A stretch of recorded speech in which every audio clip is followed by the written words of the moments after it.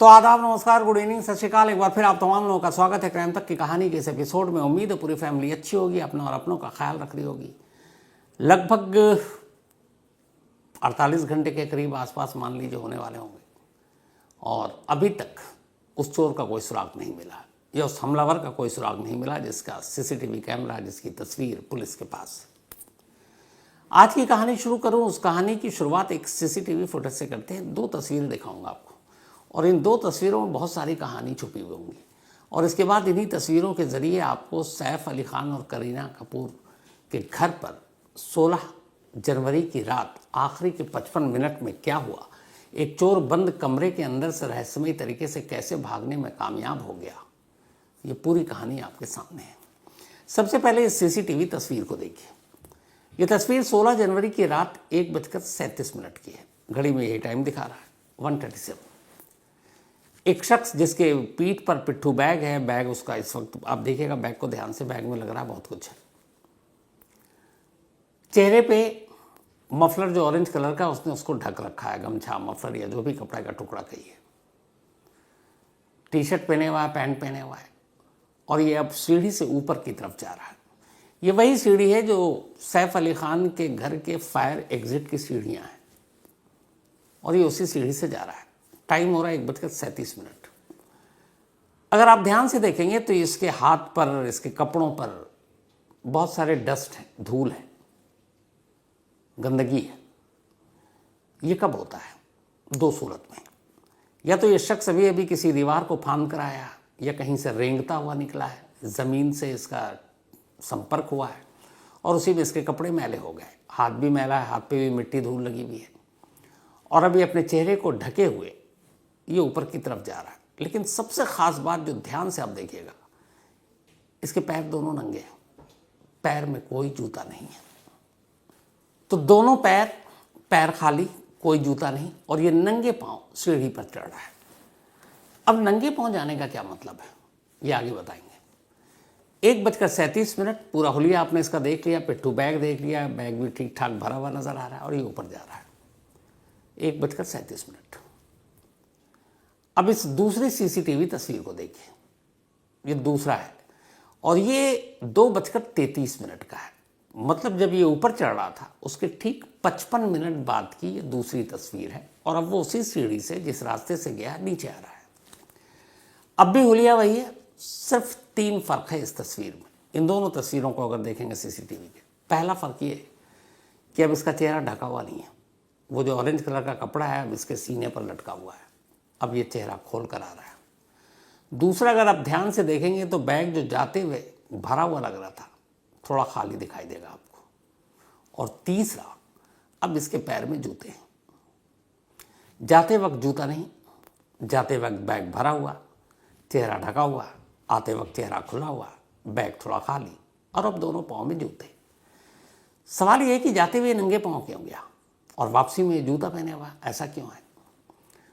तो जितने भी प्रोफेशनल चोर होते हैं, अगर एक्सपर्ट पुलिस की बात करें, जब किसी घर में वो चोरी करने के लिए जाते हैं तो उनकी पहली कोशिश ये होती है कि आहट सुनाई ना दे ज़रा सी भी। जैसे एक मुहावरा है ना, दबे पाँव। तो दबे पाँव तभी होता है जब आपका पैर नंगा हो, आपके पैर के नीचे कोई चप्पल या जूता ना हो और वो जब फर्श पे चलेगा तो बिल्कुल आवाज़ नहीं आएगी। कुछ जूते ऐसे हैं उससे भी आवाज़ नहीं आती, लेकिन फिर भी एक ख़तरा बना रहता है, आवाज़ आएगी। लेकिन अगर आप नंगे पाँव हैं तो फिर मान के चलिए कि आवाज़ बिल्कुल नहीं आएगी। और चोरों का पहला फंडा यही होता है कि जब वो दाखिल हों, किसी के घर में घुस रहे हों, किसी बिल्डिंग में घुस रहे हों, तो रात का एक तो वक्त होता है, रात को ही चोरी होती है और रात के वक्त में सन्नाटा होता है, ज़रा सी भी आवाज़ दूर तक सुनाई देती है। तो इसीलिए प्रोफेशनल चोर अमूमन जब चोरी करने जाता है तो नंगे पाँव होता है और इस वक्त ये नंगे पाँव था जब जा रहा था। लेकिन जब वापसी में आ रहा है तो देखिए तेज़ी से भी आ रहा है और इसके पैर में अब दोनों जूते हैं। अब सवाल ये है कि ये जूता कहाँ से आ गया? तो 2 ऑप्शन है। पहला, या तो सैफ अली खान के घर से इसको जूता मिली और पहन कर आया, जिसकी उम्मीद मुझे कम नजर आती है क्योंकि उस वक्त वो पकड़ा गया, भागने की कोशिश कर रहा है। दूसरा क्या? तो दूसरा ये कि जो पिट्ठू बैग है, जो जाते वक्त थोड़ा सा वजनी और हेवी लग रहा है, वापसी में थोड़ा खाली है। तो इसका मतलब ये हुआ कि जाते वक्त इसने अपने जूते उसी बैग में डाल रखे थे और जब वापस आ रहा है तो उस बैग से इसने जूते निकाल कर पहन लिए। अब वापसी में पहनने की क्या ज़रूरत थी? तो चोर को जब पता है मन में चोरी है कि पकड़े जाएंगे, लोग पीछा करेंगे, तो नंगे पांव भागना बड़ा मुश्किल काम होता है। सड़क पर जाएंगे आप, ईंट कंकड़ी पत्थर कुछ भी चुभ सकता है, खतरा है, और फिर आपकी रफ्तार भी उस हिसाब से कम हो जाएगी। तो चोर जब भागता है तो स्पीड में भागता है, तो जूता अगर पहना हो तो और अच्छे से भागेगा। तो यही वजह है कि गया नंगे पांव ताकि दबे पांव जा सके, आहट सुनाई ना दे, और वापस में जब भाग रहा है तो जूते पहनकर ताकि तेजी से भाग सके। ये दो तस्वीर और इस दो तस्वीर की कहानी। अब चोर का सच तो जब आएगा, जब वो पकड़ाएगा। अब पता नहीं ये जो चोर है ये नॉर्मल है या फिर साइको है, क्या है, जिस तरीके से ये दाखिल हुआ फिर बाहर निकला। लेकिन कुकू एफएम के ऑडियो लर्निंग प्लेटफॉर्म पर एक कहानी है एक साइको सीरियल किलर की। कोलकाता का है, ये मुंबई का नहीं है, लेकिन गजब इंटरेस्टिंग कहानी है। A psycho serial killer. Kuku FM के ऑडियो लर्निंग प्लेटफॉर्म पर ये कहानी आप जाकर सुनेंगे तो आपको अच्छा लगेगा। लेकिन याद रहे, वक्त तेजी से निकल रहा है और एक बार जब फ्री ट्रायल स्लॉट्स खत्म हो जाएंगे तो फिर यह मौका हाथ से निकल जाएगा। तो इस औसम मौके को मिस मत करें। अभी अपने फ्री ट्रायल लें और क्राइम की बेस्ट स्टोरीज सुनना शुरू करें। After 14 days the subscription plan will be activated. अब ये 1:37 पर जो तस्वीर है ये ऊपर गया है। जिस जगह की ये तस्वीर है, जो फ्लोर है, ये बता रहे हैं वहां पे 4th के करीब जहां पे ये कैमरा है उसकी तस्वीर है। और टॉप फ्लोर पे सैफ अली खान का घर है जिसको 11th 12th फ्लोर कहते हैं। हालांकि वो 11th 12th फ्लोर नहीं होगा क्योंकि हर फ्लोर पे तो डुप्लेक्स घर है, तो उसका हाफ कर लीजिए, मतलब 12 का 6 ही कर लीजिए आप। तो यहां से ऊपर जाने में इसको कितना वक्त लगा होगा सैफ अली खान के दरवाजे तक? 3 से 5 मिनट। अगर 1:37 पर वो सीढ़ी पे है तो इसका मतलब है कि 1:40 या 42 मिनट तक ये सैफ अली खान के घर के दरवाजे पर पहुंच गया। तब दरवाजे पर पहुंचा। दरवाजे पर पहुंचने के बाद हर चोर के पास एक मास्टर की होती है। चोरों के लिए कोई भी ताला खोलना बड़ा आसान काम होता है। तो अब ये उसी अपने जादुई चाबी से ताला खोलता है और सैफ अली खान के घर के अंदर घुस जाता है। तो इस हिसाब से इस सीसीटीवी कैमरे और इन सारी चीज़ों को देखते हुए जो कड़ियाँ पुलिस जोड़ रही है, मुंबई पुलिस, उसके हिसाब से सैफ अली खान के घर में ये चोर रात के 1:42 से 1:45 के दरमियान दाखिल हुआ। 1:42 से 1:45, और उसके बाद 2:33 पे नीचे आता, वो तो खैर दिख ही रहा। अब 1:42 या 1:45 से इस चोर ने उस घर में क्या किया? अब ये कहानी तो चोर पकड़ा जाएगा तब पता चलेगा क्या किया। लेकिन शुक्र है चोर अभी नहीं पकड़ा गया, लेकिन घर के कुछ चश्मदीद हैं जिन्होंने 1:42 या 45 से 2:33 है उस तक की पूरी कहानी सुनाई। तो पहली कहानी दोनों सीसीटीवी कैमरे की जुबानी, इस चोर के ही जाने और आने और इसके तरीके। अब दूसरी कहानी घर की जो एक मेड, इस्मा नाम है, इस्मा फिलिप्स,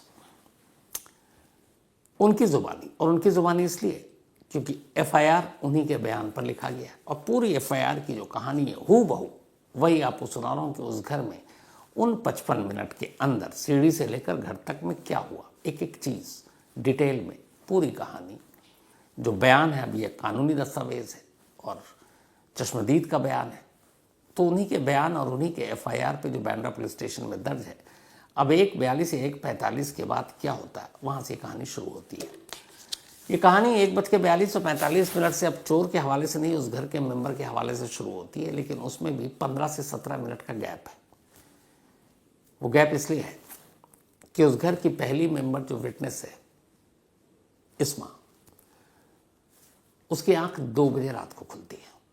तो वो कहानी 2 बजे से सुनाना शुरू करती है कि 2 बजे के बाद से लेकर 2:33 तक क्या हुआ। तो कहानी इस्मा के हिसाब से यूं शुरू होती है कि रात 11 बजे घर के लोग खाना खाकर अपने अपने कमरे में सो गए थे। इस घर में सैफ के 2 बेटे तैमूर और जहांगीर के अलावा करीना कपूर, ये 4 फैमिली मेंबर रहते थे। इसके अलावा 3 फीमेल स्टाफ, जिसमें एक इस्मा, एक जुनू और एक गीता। इन 3 में से 2 का काम था तैमूर और जहांगीर को संभालना, उन्हीं का ख्याल रखना। तो 11 बजे के आसपास पूरा परिवार सो जाता है। इस्मा उसी फ्लोर पर, अच्छा इस घर में डुप्लेक्स है तो जो पहला फ्लोर अगर उसको 11th मान लें, उसमें ये सारे स्टाफ और जहांगीर भी सोता था। सैफ और करीना ऊपर के फ्लोर पे थे, यानी 12th फ्लोर पे उनका बेडरूम था। 11th पे 3 रूम और फिर टॉप पे भी 3 रूम, बाकी स्विमिंग पूल, बल्कि थिएटर भी था, सब कुछ है वहाँ। तो अब 11th फ्लोर पे इस्मा है, साथ में जहांगीर है और जहांगीर की देखभाल करने वाली गीता भी है।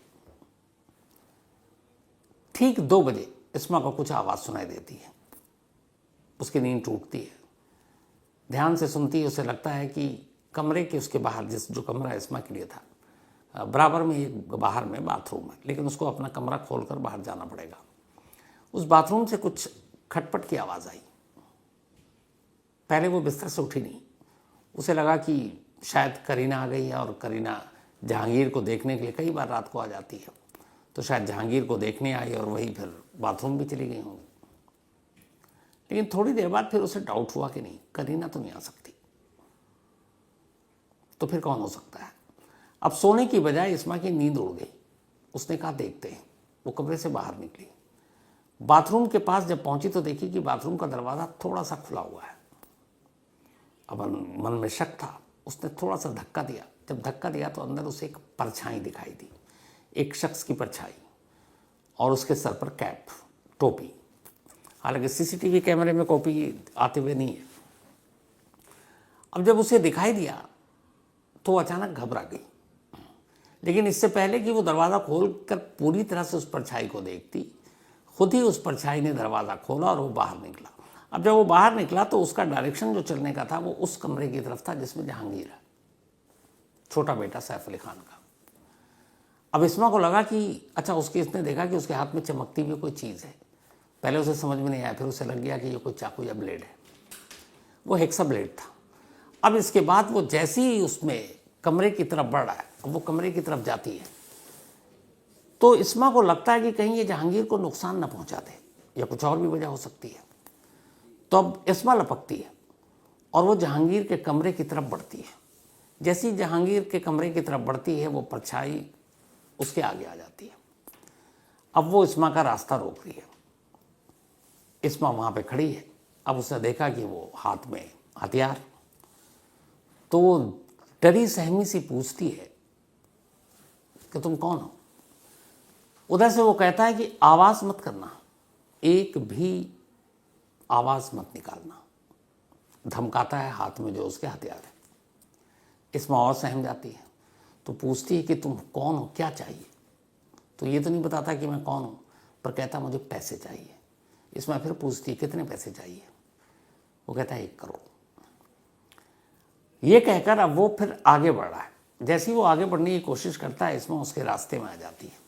और जब वो रास्ते में आती है तो अचानक वो उसको डराने के लिए वो चाकू, उसके हाथ में जो ब्लेड नुमा चीज़ थी, वो उसके ऊपर मारने की कोशिश करता है। जब वो मारने की कोशिश करता तो अपने आप को बचाने के लिए इसमें दोनों हाथ ऐसे करती है। सेल्फ डिफेंस में जनरली आदमी यही करता है, यूँ। तो जब ऐसे करती है तो अचानक उसके राइट कलाई में वो नुकीली चीज़ लग जाती है, बट वो मामूली जख्म था। जैसे ही लगता है इस्मा चीख पड़ती है। जब चीख पड़ती है तो उसी फ्लोर पे दूसरी स्टाफ गीता, उसको आवाज़ सुनाई देती है। अब गीता निकल कर आती है भागकर, ये क्या हो रहा है। गीता जैसी देखती है एक अजनबी और सामने उसके गुत्थम गुत्थी हो रही है इस्मा, वो चीख पड़ती है। जैसे ही चीखती है तब तक जुनू जो तीसरी स्टाफ थी वो भी कमरे से बाहर आ जाती है। अब उस कमरे के अंदर बड़े से एक साथ 4 लोग हैं, 3 स्टाफ और एक वो अजनबी, वो चोर या हमलावर। इधर जब इन लोगों की शोर अब सुनाई दी और चीख, तो ऊपर के फ्लोर पे सैफ अली खान को आवाज़ सुनाई देती है।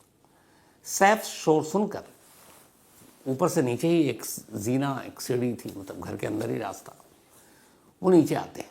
जैसे ही सैफ नीचे आए उन्होंने देखा कि हमारी 3 स्टाफ महिला और एक बंदा, और उसके हाथ में हथियार। अब इधर हमलावर भी उसको देख के घबरा जाता सैफ को, क्योंकि अभी तक वो औरतों से लड़ा था। अब देखा कि यहाँ पे एक मेल भी आ गया। अब क्या करता है कि वो एक दूसरी चीज़ और हाथ में निकालता है। अब तक उसके पास एक हेक्सा ब्लेड था जो लोहे को काटते हैं, अब उसके हाथ में एक छोटा सा चाकू भी आ गया। अब वो चाकू दिखाकर डर रहा है। तब तक सैफ को ये लगा कि इस्मा करीब है, वो उस पर हमला कर रहा है और उसकी कलाई ऑलरेडी थोड़ी सी कटी हुई है। सैफ आगे बढ़ते हैं इस्मा को बचाने के लिए। हमलावर को लगता है सैफ उस पर हमला करने के लिए आ रहे हैं। उसके बाद अब वो ताबड़तोड़ सैफ पर हमला करता है। सैफ खुद को बचाते हैं, उससे गुत्थम गुत्थी शुरू हो गई। इस चक्कर में वो 3, 4, 5, 6 वार कर चुका है। सैफ को अभी तक कुछ पता नहीं कि कहाँ कहाँ चोट लग रही है, चोट कितनी गहरी है, क्या नहीं है। सैफ को इस तरह से लड़ते देख और जो बाकी लोग थे उनको भी लगा खून भी गिर रहा है, सैफ जख्मी हो रहे हैं। उनमें भी हिम्मत आई, उन्होंने भी धक्का मुक्की शुरू कर दी। और अचानक फिर इशारा हुआ और ये सारे सैफ समेत जो तीनों स्टाफ थे उस कमरे से मेन डोर की तरफ दौड़ पड़ते हैं हमलावर को धक्का देकर। हमलावर नीचे की तरफ गिरता है और ये सब बाहर की तरफ भागते हैं। बाहर आते उस कमरे का दरवाज़ा बाहर से बंद कर देते हैं। अब उस रूम में उस वक्त सिर्फ वो था। जहांगीर का कमरा अलग था, वो बाहर की तरफ था, बाकी ऊपर थे। मतलब उस कमरे में कोई भी अब उस फैमिली मेम्बर या स्टाफ का एक भी बंदा नहीं था। अब सिर्फ वो चोर अकेले था और उस चोर को इन लोगों ने बंद कर दिया, बाहर से कुंडी लगा दी। बंद करने के बाद अब ये था कि चोर पकड़ा गया है तो बाकी पुलिस सबको बुलाया जाए। यहां से थोड़ी सी कहानी अब पेचीदा हो जाती है। जो बयान है FIR है उसके हिसाब से चोर को बंद करने के बाद कुछ देर बीतता है। कुछ देर बीतने के बाद अब सभी लोग उस कुंडी को खोलते हैं कि शायद चोर को अब काबू कर सकें, पकड़ सकें। लेकिन जैसे ही दरवाज़ा खोलते हैं हैरान रह जाते हैं, देखते हैं कि उस कमरे के अंदर कोई है ही नहीं। और उस कमरे में एक विंडो, एक खिड़की थी, वो खुली हुई है। चारों तरफ देखा, उनको लग गया था वो भाग गया, वो खिड़की खोलकर भाग गया। लेकिन इस FIR की कहानी के हिसाब से अगर एक चोर को कमरे में बंद कर दिया तो पहला काम ये था कि पुलिस को फ़ोन करना, दूसरा काम ये था कि सैफ ज़ख्मी है, बाकी लोगों को बुलाना, और तीसरा ये कि दरवाज़ा खोलने का तो उस वक्त कोई तुक ही नहीं बनता था। उसके पास अब भी हथियार था, बेशक वो नीचे गिर गया था, काबू में नहीं आया, लेकिन हथियार तो लेकर अंदर है, तो और भी हमला कर सकता था। लेकिन खैर इन लोगों ने जब खोला तो चोर गायब। अब चोर तो गायब, तब तक बाकी स्टाफ की अब नज़र पड़ी कि सैफ के पीठ से भी खून गिर रहा है, सैफ के गर्दन से भी खून रिस रहा है। अब जब उन्होंने ये सारी चीज़ें की तब उन्हें पहली बार गंभीरता का एहसास हुआ। अब ये हुआ कि फ़ौरन डॉक्टर के पास ले चलो, पास के अस्पताल ले चलो। तब तक एक स्टाफ ने इसी बिल्डिंग के, इसी अपार्टमेंट के 6th फ्लोर पर सैफ अली खान का बेटा इब्राहिम रहता है, उनमें से एक ने इब्राहिम को फ़ोन किया कि ऐसी ऐसी इमरजेंसी, फ़ौरन ऊपर आओ। इब्राहिम आया, उसने देखा कि उसके डैड खून गिर रहा है, उसे कुछ समझ नहीं आया, तो यह कि जल्दी हॉस्पिटल चलो। अब सवाल है कैसे जाऊँ, ड्राइवर की छुट्टी, और कुछ वक्त पहले सैफ अली खान ने इलेक्ट्रिक ऑटोमेटिक कार ली, गाड़ी। इब्राहिम को ये ऑटोमेटिक इलेक्ट्रिक कार चलानी नहीं आती। सैफ इस हालत में नहीं है कि वो उस गाड़ी को ड्राइव कर सकें। बाकी जो तीनों स्टाफ उनको चलाना नहीं आता। घर में इस वक्त यही लोग, खून रिस रहा है, क्या करें, किसको बुलाएं, किसको क्या करें। तो ये तय हुआ कि नहीं, वक्त कीमती है, खून तेज़ी से बह रहा है, तो नीचे चलते हैं। अब चूँकि घर के अंदर लिफ्ट थी, सीधे लिफ्ट में जाते हैं, नीचे आते हैं अपार्टमेंट के बाहर। गेट पर तब भी एक गार्ड था, गार्ड देखता वो भी घबराता। इत्तेफाक से गेट के बाहर एक ऑटो वाला पार करके खड़ा हुआ था, वो उसको रोकने की भी ज़रूरत नहीं पड़ी। और ऑटो वाले ने वैसे ही देखा सैफ अली खान, उसने आलन फालन में ऑटो स्टार्ट किया। उसके बाद ये लोग लीलावती अस्पताल पहुँचे। अस्पताल जाने तक भी गंभीरता का एहसास नहीं था। तब तक तो सबको खबर चला। अब डॉक्टरों ने देखा पीठ से खून गिर रहा है, गर्दन से खून गिर रहा है, कलाई से खून रिस रहा है। बट ये देख के लग रहा था अभी तक मामूली ज़ख्म है। लेकिन जब उन ज़ख्मों को डॉक्टरों ने मुआयना किया तो 2 ज़ख्म बड़े गहरे थे, एक गर्दन पर और एक पीठ पर, रीढ़ की हड्डी के करीब। और फिर जब एक्सरे और बाकी चीज़ें हुई तो पता चला कि रीढ़ की हड्डी के करीब पीठ में एक चाकू का टूटा हुआ टुकड़ा धंसा हुआ है। तो सबसे पहले उसे निकालना ज़रूरी था, जंग बाकी चीज़ें, कहीं इन्फेक्शन। तो खैर इसके बाद आनन फानन में सर्जरी की तैयारी की गई और उसके बाद पीठ में धंसे उस चाकू के टुकड़े को बाहर निकाला गया।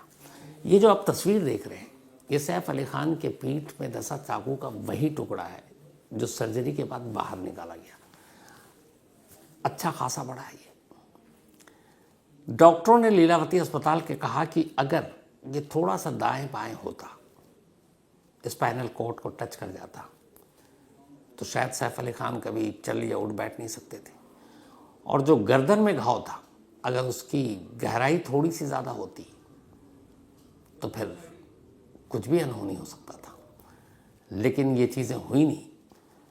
तो सर्जरी हुई, प्लास्टिक सर्जरी हुई गर्दन की। उसके बाद शाम तक सैफ अली खान आईसीयू से बाहर आ गए और अब प्राइवेट वार्ड में शिफ्ट हो गए हैं। लेकिन पूरी तरह से रिकवर होने में सैफ अली खान को अभी पूरा 1 हफ्ता लगेगा। 1 हफ्ते बाद वो रिकवर हो पाएंगे। तो ये तो हुई उस 55 मिनट की पूरी की कहानी। अब सवाल ये है कि ये चोर घुसा और निकला, उसके बाद गायब कहाँ हो गया और ये घुसा कैसे था इस बिल्डिंग में। आप हैरान रह जाएंगे कि इस अपार्टमेंट में, सतगुरु शरण अपार्टमेंट में, सारे घर डुप्लेक्स, प्राइम लोकेशन, बैंड्रा, और इसमें रहने वाले सारे अमीर और रईस। 1000 करोड़ से ज़्यादा के मालिक तो खुद सैफ अली खान है। पटौदी में इनके जो आप जाकर देखें हवेली, महल। लेकिन हैरत ये थी कि जब मुंबई पुलिस इस इंसिडेंट के बाद उस घर में पहुंची तफ्तीश के लिए, तो पुलिस भी हैरान रह गई। इस पूरे अपार्टमेंट में 2 गेट हैं, एक मेन और एक बैक साइड से।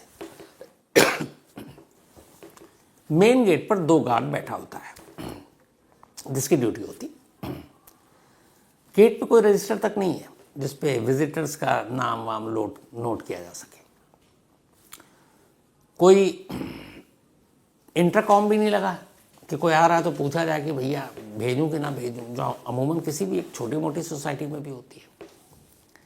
और सबसे हैरानी की बात यह है कि सैफ अली खान का घर जिस फ्लोर पर है, न घर के बाहर न घर के अंदर एक भी सीसीटीवी कैमरा नहीं था। अगर घर के अंदर सीसीटीवी कैमरा होता तो ये जो 2 बजे से लेकर 2:30 तक मान लीजिए, क्योंकि 33 पे तो वो नीचे आ गया था, 30 मिनट की सारी गुत्थम गुत्थी, सारी लड़ाई, सारी चीज़ें ये सब कैमरे में कैद होती हैं और वैसे ही सामने आ जाती हैं जैसे सीढ़ी पर जाता और आता हुआ ये चोर नज़र आया। लेकिन पुलिस ने जब तफ्तीश की तो पता चला ना सैफ के घर के बाहर कोई कैमरा लगा हुआ है, न घर के अंदर उन्होंने सीसीटीवी लगा रखा है। अब इस वक्त जब वैसे ही बहुत सारे क्राइम हो रहे हैं तो ऐसे में ये मतलब सीसीटीवी फुटेज न लगाना बड़ी हैरानी की बात है। नंबर 2, इस अपार्टमेंट में रहने वाले तमाम दिग्गज बड़े बड़े लोग हैं, लेकिन नीचे 2 गार्ड के अलावा किसी का अपना कोई पर्सनल बॉडीगार्ड नहीं है। सैफ अली खान का भी नहीं है, करीना कपूर का भी नहीं है, यूं ही रह रहे हैं। ये भी हैरानी थी। अब 2 गार्ड मेन गेट के अलावा एक इस घर का पिछला हिस्सा है जहां से फायर एग्जिट का रास्ता जाता है इमरजेंसी में लोगों को निकालने के लिए। उस पिछले रास्ते के पीछे एक दीवार है, लेकिन वो दीवार इतनी ऊंची नहीं है जैसे जेल की दीवार होती है कि आप उसको फलांग ना सकें। आराम से एक आदमी उस दीवार पर चढ़कर उस पार जा सकता है।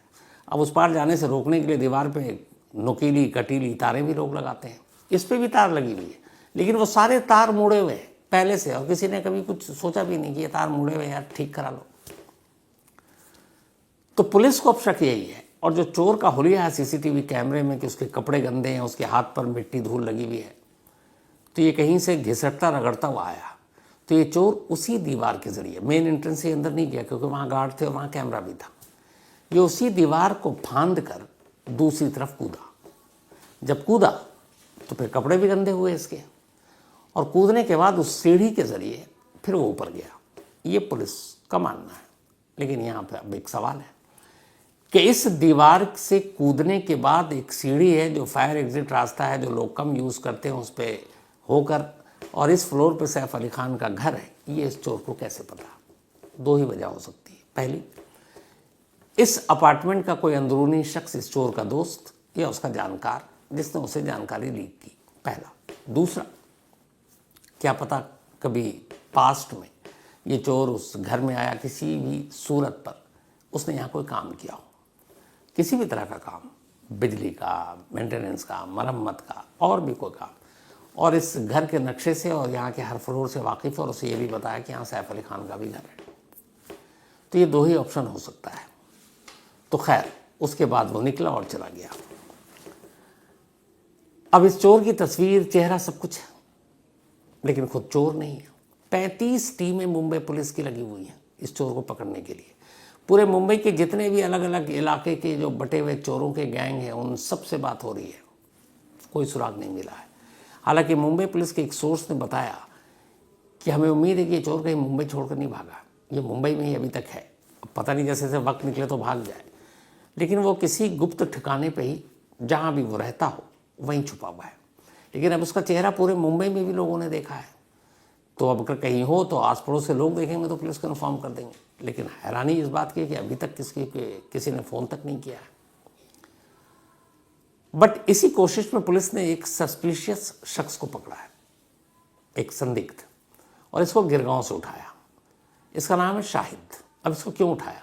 जो सीसीटीवी कैमरे में तस्वीर है और सीसीटीवी कैमरे में जो पिट्ठू बैग है, वो सारा हुलिया उस शाहिद के साथ बड़ा मैच करता है।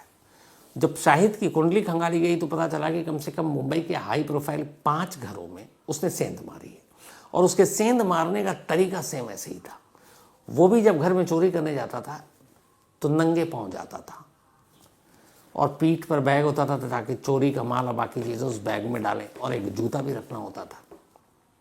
तो पुलिस ने उसको उठा रखा है। सुबह से बांद्रा पुलिस स्टेशन में पूछताछ हो रही है, लेकिन दोपहर बाद एक पुलिस अफसर ने यह कहा कि नहीं, अभी तक हमने किसी को इस केस में अरेस्ट नहीं किया है। यानी शाहिद सस्पिशियस है, लेकिन शायद वो चोर नहीं है जिसकी तस्वीर कैमरे में कैद हुई है।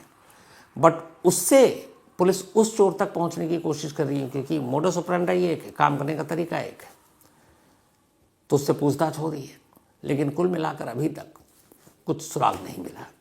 अब यहाँ एक सवाल, क्या सैफ अली खान जैसे लोग, अभी हाल में बाबा सिद्दीकी मर्डर, सलमान खान को धमकी, लॉरेंस गैंग का मुंबई में कब्जा करने के लिए अलग अलग धमकाना, और ऐसी सूरत में जब हर तरफ खतरा हो तो ऐसे सेलिब्रिटी, अब यहाँ एक चीज़ याद रखिएगा कि जो लॉरेंस बिश्नोई है उसने सलमान खान को धमकी क्यों दी है?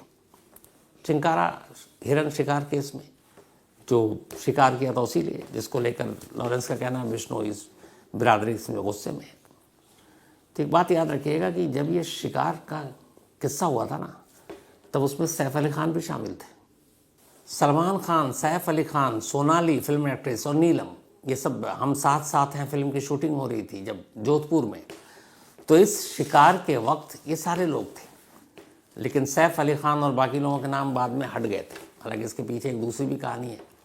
कहते हैं कि सलमान खान बहुत ज़्यादा दिलदार इंसान है, तो उसने अपने साथियों को बचा लिया और सब कुछ खुद के ऊपर रख लिया।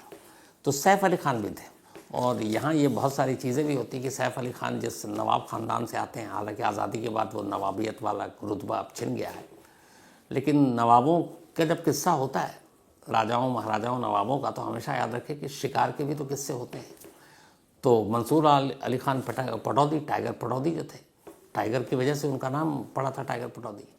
तो ये लोग शिकार के बड़े शौकीन होते हैं। तो शिकार में एक नाम शुरुआती एफआईआर में सैफ अली खान का भी था।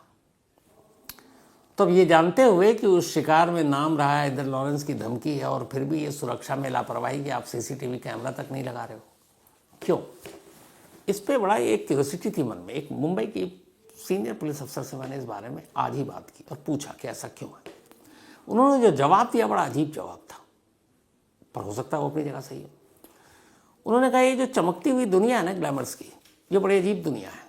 अब जैसे जो बहुत बड़े स्टार हैं, अब गैलेक्सी तो पूरा ही एकदम सीसीटीवी कैमरे से ढक गया, मन्नत का शाहरुख खान की सुरक्षा वैसी रहती है, और भी बड़े स्टार्स की ऐसी है। लेकिन बहुत सारे ऐसे स्टार हैं, फिल्म स्टार, जो अपने घरों में कैमरा नहीं लगाते। तो उन्होंने बिना नाम लिए बताया उसकी कई वजह है। एक, उनके घरों में चलने वाली पार्टी, ड्रग्स पार्टी, फिर कई बार होता है अफेयर, ये गर्लफ्रेंड आना जाना। तो अगर ये सीसीटीवी कैमरे की फुटेज कहीं लीक हो गई, मीडिया में आ गई, तो फिर क्या होगा? इसी वजह से बहुत सारे लोग सिक्योरिटी को किनारे करके भी, प्राइवेसी उनकी या उनके सारे राज बाहर ना हो जाए, इन कैमरों से बचते। एक वजह ये भी बताया गया। देखिए अब इस चोर का क्या होता है, कब तक पकड़ा जाता है, जो भी अपडेट होगा आगे जरूर दूंगा आपको। लेकिन याद रहे वक्त तेजी से निकल रहा है, और एक बार जब फ्री ट्रायल स्लॉट्स खत्म हो जाएंगे तो फिर ये मौका हाथ से निकल जाएगा। तो इस औसम मौके को मिस मत करें। अभी अपने फ्री ट्रायल लें और क्राइम की बेस्ट स्टोरीज सुनना शुरू करें। After 14 days the subscription plan will be activated. तो कहानी में लेकिन फिलहाल आज इतना ही। अब आपसे मुलाकात होगी कल रात 9 बजे किसी नई कहानी के साथ। तब तक अपना और अपनों का ख्याल रखिएगा। Thank you very much.